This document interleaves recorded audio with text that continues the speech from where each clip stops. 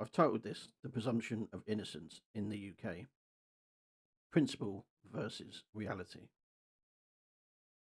The presumption of innocence is meant to be one of the cornerstones of the UK justice system.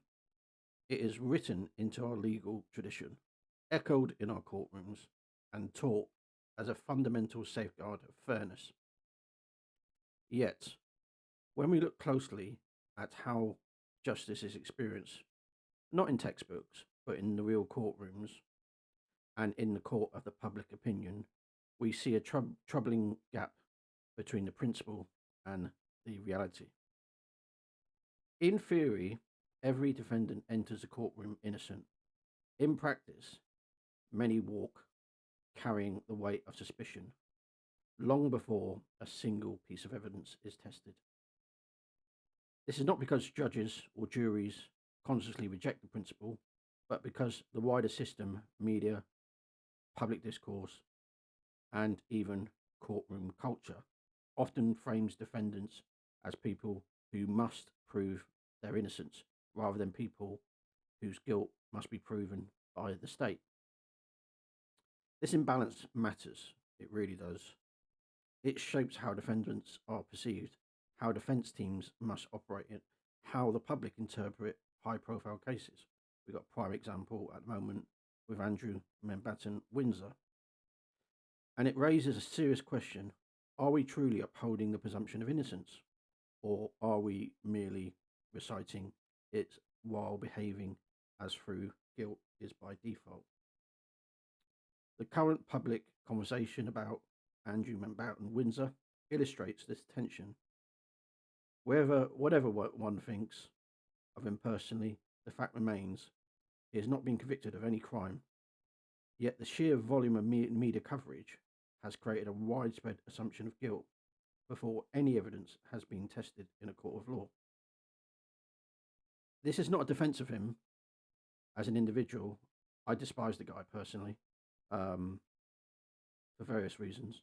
It is a defence of the principle that no one, whether a prince or an ordinary citizen, should be tried and sentenced by public opinion before they are tried in a courtroom. When media narratives dominate, they shape the mindset of potential jurors, influence public pressure on institutions, and create an environment where the defence begins at a disadvantage.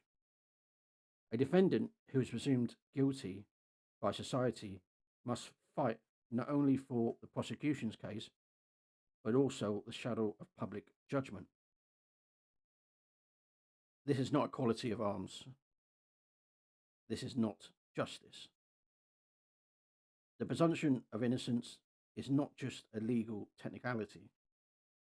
It's a moral commitment to fairness. It protects the vulnerable, the unpopular, and the misunderstood.